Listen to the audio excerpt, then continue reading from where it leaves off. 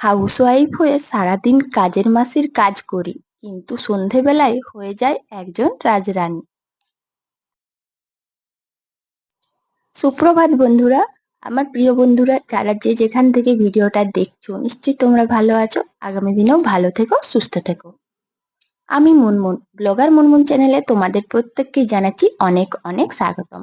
আজকের এই ছোট্ট ভিডিওটা আশা করছি তোমাদের ভালো লাগবে, তাই পুরো ভিডিওটা দেখার জন্য অনুরোধ রইল।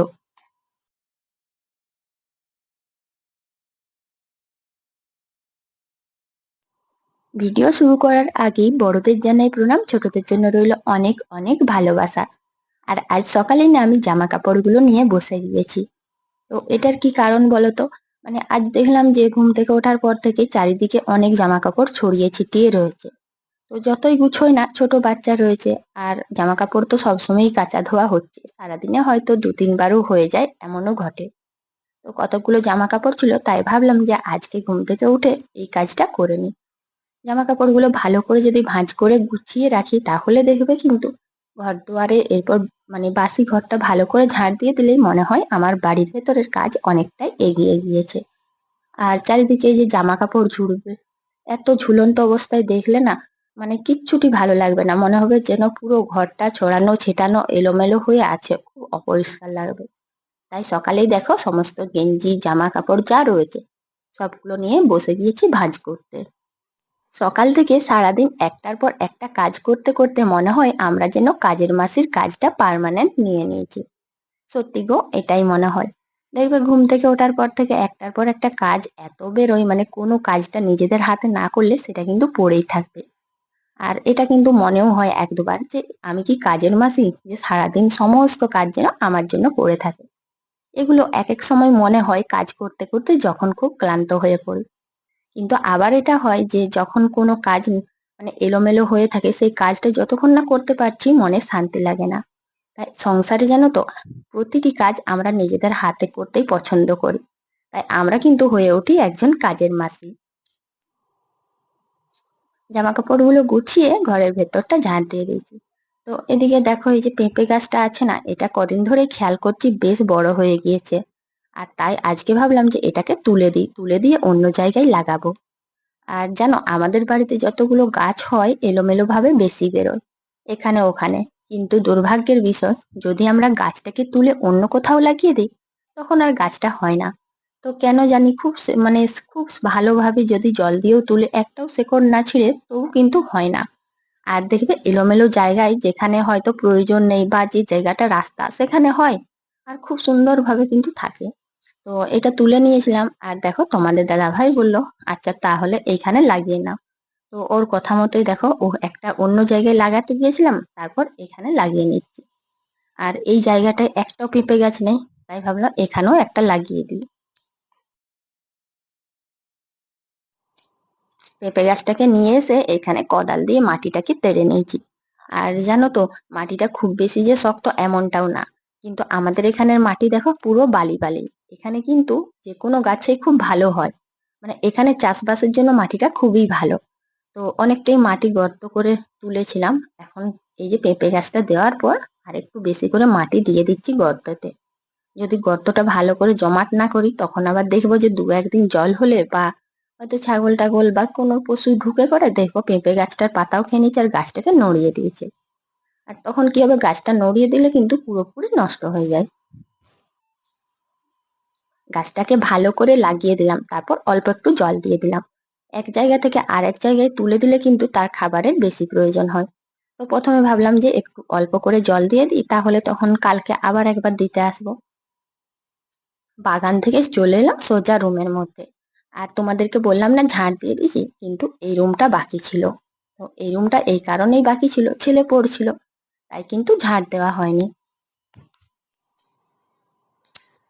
আমি যখন ঝাড় দিই তখন এরকম দেওয়াল থেকে বা জানালা দরজা যেগুলো থাকবে সেইগুলোকে যদি একটু ভালো করে ঝুল টুলগুলো ঝেড়ে দিই এই যে ঝাড়ুটা দিয়ে, তাহলে দেখবেন নোংরাটা কম হয়। তাই প্রতিদিনই আমি যখন ঝাড় দিই তখন রুমটার চারিপাশটা একটু ভালো করে ঝাড় দিয়ে দিই, ঝেড়ে দিই। এতে করে ময়লাগুলো খুব কম হয়। তো আমার চ্যানেলে যারা নতুন বন্ধু রয়েছে, তারা যদি আজকে আমার ভিডিওটা দেখছো, যদি ভালো লাগে অবশ্যই কিন্তু পাশে থেকো। আর পুরনো বন্ধুরা তোমরা তো সবসময় পাশে আছো, আরো কিন্তু পাশে থেকো, তাহলে কিন্তু আমার খুব ভালো লাগবে আর একটা সুন্দর কমেন্ট করবে। তো জানি না কেন আমার চ্যানেলে অনেকটাই ভিউজ ডাউন হয়ে যাচ্ছে। তো কি জন্য, আমার কি ভিডিও তোমাদের ভালো লাগছে না সেটাও কিন্তু বলবে, কিরকম ভিডিও ভালো লাগে।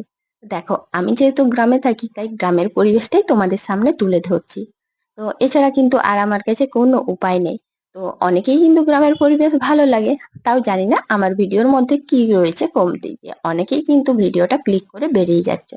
তো আশা করছি সমস্ত বন্ধুরা পুরো ভিডিওটা দেখবে, তারপরেই কিন্তু কমেন্ট করবে একটা সুন্দর করে।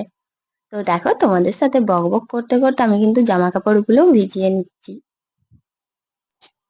আমরা ছোটবেলায় দেখতাম যে মা, মাসি, কাকিমা এরা কি করতো, সারাদিন সংসারের সমস্ত কাজ করতো। মানে তখন একটা অদ্ভুত লাগতো যে কি করে এত কাজ করে। আর এখন দেখো আমরাও কিন্তু মা হয়ে গিয়েছি, আমরাও কারোর বাড়ির বউ হয়ে গেছি, আমাদের কাছে কিন্তু আর সেই জিনিসটা অচেনা নেই। সেই প্রশ্নের উত্তরটা এখন কিন্তু আমরা পেয়ে গিয়েছি। তো সংসারের একটা ভালোবাসা টান মায় না, সারাদিন আমরা কাজের মাসির মতন কাজ করে যাই, এতে কিন্তু আমাদের কোনো কষ্ট হয় না। তো দেখো সমস্ত কাজকর্ম করে আমি এখন স্নান করে চলে এসেছি। আর স্নান করে এসেই প্রথমে এই যে সিঁদুরটা পরে নিচ্ছি। তো জানো তো চুলটা শুধু ওপর থেকেই আঁচড়ালাম, কারণ চুলটাতে বেশ জট রয়েছে। আর যদি এই ভিজে চুলে আমি চিরুন দিয়ে আঁচড়াই তাহলে চুল ঝরবে, তাই আর আঁচড়ালাম না।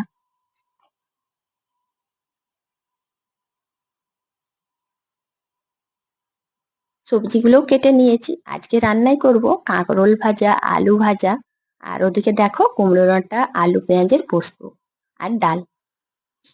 তো কাঁকরোল আর আলুটা আগে থেকে আমি নুন হলুদ দিয়ে মাখিয়ে নিচ্ছি। তো জানো তো বন্ধুরা, সঙ্গে সঙ্গে নুন হলুদ মাখিয়ে ভাজলে না, মানে অতটাও স্বাদ আসে না। আর এই যে কোনো জিনিস ভাজলে নুন হলুদ যদি আগে মাখিয়ে দিই, তাহলে সেই সবজির থেকে জলটা বেরিয়ে যায়, আর সেই সবজিটার স্বাদও অনেক বেশি হয়, সঙ্গে কিন্তু তেল খরচাটাও অনেকটাই কম হয়। তো যখনই অনেক আগে সবজি কাটি, সুযোগ থাকে, তখন কিন্তু আমি এই জিনিসটা অবশ্যই করি, একটু নুন হলুদ মাখিয়ে রাখি। আর দেখো ওগুলো ভাজার পরে আমি ডাল আর আলু পোস্তটা দুটো কড়াই করে নিলাম। দেখলাম যে আমার যখন রেডি হয়ে আছে, কাটা হয়ে আছে, তাই দুটো কড়াতেই করে নিই। সেই জন্য আমার যখন সুযোগ থাকে জানো তো, তখন দুটো কড়াতেই রান্না করি, এতে রান্নাটাও তাড়াতাড়ি হয়। আর রান্নার পরে যখন ফাঁকা থাকি তখন এই কড়াগুলো বা অন্যান্য যা যা রান্নার জিনিসপত্র থাকে সেগুলোও কিন্তু মেজে নিই। রান্না যেহেতু হয়ে গেছে তারপরে চলে এলাম আমার রুমটা মুছতে। তো তোমাদেরকে সকালবেলায় বললামই যে আমার রুমটা একটু বাকি ছিল ঝাড় দিতে, যেহেতু ছেলে পড়ছিল। আর যখন অন্য রুমগুলো আমি ঝাড় দিই তখনই মুছে দিয়েছিলাম। তো আমার রুমটা পরে যদিও ঝাড় দিয়েছিলাম, তারপর কিন্তু বাকি রয়ে গেছিলো মোছামুছির কাজটা। তো এখন যেহেতু রান্না শেষ হয়ে গেছে আর কাজ সময়ও অনেকটাই বাকি আছে, তাই ভাবলাম যে না, আর কাজটা ফেলে রেখে লাভ নেই, রুমটা একটু ভালো করে মুছে নিই। কোনো কাজেই জানো তো ফেলে রাখতে নেই। আর সত্যি আমি ফেলে রাখতে পারিও না, যখনই আমার মনে পড়ে যদি কোনো কাজ ভুলে গিয়েও থাকি, তখনই কিন্তু সঙ্গে সঙ্গে করে নেওয়ার চেষ্টা করি। আর এই সব কাজগুলো করে নিই বলেই জানো তো, সারাদিন এত কাজ করার পরেও সন্ধ্যের সময় কিন্তু আমার জন্য আর কোনো কাজই সেইভাবে পড়ে থাকে না। মানে চাইলেও আর কোনো কাজকে আমি কিন্তু পাই না, মানে সব কাজেই মোটামুটি শেষ করে নিই সময়ের আগেই। খাওয়া দাওয়া করে এই যে এখন চলে এসেছি বাসনগুলো নিয়ে কলপাড়ে। তো দেখো হালকা একটু বৃষ্টি হয়েছে, খুব বেশি না, যে গরমটা চলে গেল সেরকম কিন্তু বৃষ্টি হয়নি। তো এই যে কলপাড়টা, এটা তো এমনিতেই ভেজা ভেজা, আর অল্প একটু বৃষ্টি হতে আরও কিন্তু ভেজা লাগছে। তো এখন দেখো আমি খাওয়া দাওয়া যেহেতু সবার হয়ে গেছে, তাই ভাবলাম যে আমি এখন বাসনগুলো মেজে নিই। তারপর একটু ছেলেকে ঘুম পাড়িয়ে দিয়েছিলাম আর নিজেও একটু বিশ্রাম নিলাম। এখন চলে এসেছি এই যে উঠোনটা ঝাড় দিতে। তো বৃষ্টির জন্য যেন তো এলোমেলো হয়ে গিয়েছে পাতাগুলো, তাও ভাবলাম যে এই পাতাগুলো রাস্তায় থাকবে, একটু ঝাড় দিয়ে দিই। তো সকালবেলায় আমরা যেমন ঝাড় দিই, বাসন মাজি, কাপড় কাচি, সেই রকমই যেন তো টুকটাক দু একটা কাজ ছাড়া বিকেলেও কিন্তু আমাদের সংসারে সমস্ত কাজ থাকে। আর আমি সবসময় চেষ্টা করি যে কাজগুলো তাড়াতাড়ি করে করে নেওয়া, একটা কাজও যেমন না পড়ে থাকে। তো পড়ে থাকলে সেই তো আমাকে নিজেকেই করতে হবে।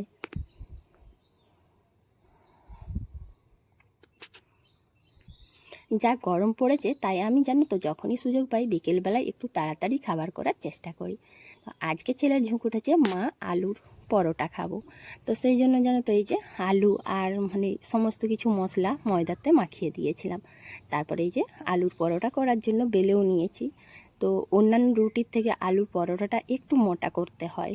একবারে যদি পাতলা করি বেলাও যাবে না, আর দেখবে খেতেও কিন্তু খুব চিমড় হয়ে যায়, একদমই স্বাদ থাকবে না। তাই অল্প একটু মোটা করে বেলে নিলাম। এই যে খাবারটা, এটা যদি আমরা একটু তাড়াহুড়ো করে নিতে পারি, আর সারাদিন যদি সংসারের সমস্ত কাজগুলো গুছিয়ে সকাল থেকে করে নিই, তাহলে দেখবে রাত্রিবেলায় আর মনে হয় না যে কোনো কাজ থাকে।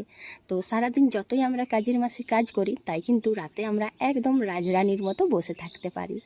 যদিও রাজরানী বলাটাও একদমই ভুল হবে। তো ছেলেকে তো পড়াতেই হয় সন্ধ্যের সময়, কিন্তু তার মধ্যেও জানো তো, ওটাও তো বসে থাকার মধ্যেই পড়ে। আর খুব একটা যে পরিশ্রমের কাজ করতে হয় সেরকম না। হ্যাঁ, পড়াশোনাটা করিয়ে দিতেই হবে, ওটা তো একটা কাজের মধ্যেই। কিন্তু অন্যান্য কাজগুলো যেগুলো সারাদিন করি, সেরকম আর কাজের মাসের কাজগুলো থাকে না। তাই এক দুবার মনে হয় যে সকাল থেকে এত কাজ করলাম, রাত্রিবেলায় একটাও কাজ নেই, কি সুন্দর চুপচাপ ছেলেকে নিয়ে বসে রয়েছি, পড়াচ্ছি, এখন যেন আমি একজন রাজরানী হয়ে উঠেছি। আর এটাই কিন্তু প্রত্যেক গৃহিণীর সঙ্গে হয়। সকাল থেকে এত কাজ থাকে যে একবার শ্বাস নেবারও ভালো করে টাইম হয় না, অনেক সময় খাবারও টাইম হয় না। কিন্তু দেখবে সারাদিন কাজ করতে করতে রাত্রিতে আমাদের জন্য আর কোনো কাজেই বরাদ্দ থাকে না, চাইলেও আমরা কাজ পাই না। তো যাই হোক বন্ধুরা, এখন দেখো আলুর পরোটাগুলো কিন্তু খুব সুন্দর করে ফুলিয়ে তারপর আমি তেল দিয়ে সেঁকে নেব। প্রথমে তো আমি এমনি সেঁকে রাখছিলাম, তারপর দেখলাম যে না, যদি শক্ত হয়ে যায়, তাই হটপটটাও নিয়ে এলাম। আর এদিকে দেখো তেল দিচ্ছিলাম বোতল থেকে, দিয়ে দেখলাম না, সুবিধা হচ্ছে না। তো আমি যখন তেলের কিছু করি, একটা বাটির মধ্যেই ঢেলে রাখি, তাহলে না সেটা করতে, মানে সেই রান্নাটা করতে অনেকটাই সুবিধে হয়, আর দিতেও সুবিধে হয়, কম বেশি হবে না।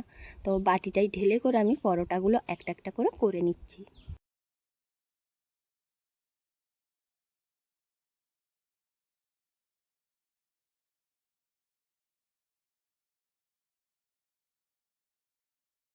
তো জানো তো বন্ধুরা, আমি কাল একটু ব্যস্ত ছিলাম, যার জন্য কারোর বাড়ি যেয়ে আমি সুন্দর একটা কমেন্ট করতেও পারিনি, আর কারোর ভিডিও দেখতে পারিনি। তাই আশা করছি আমি সবার বাড়ি গিয়ে আজকে অনেক অনেক ভালোবাসা দিয়ে আসবো। আর তোমরা সবাই ভালো থাকবে। আজকের এই ছোট্ট ব্লগটা তোমাদের কেমন লাগলো অবশ্যই কিন্তু কমেন্ট করে বলবে, আর সুন্দর একটা কমেন্ট করবে, যদি ভালো নাও লাগে তাও করবে।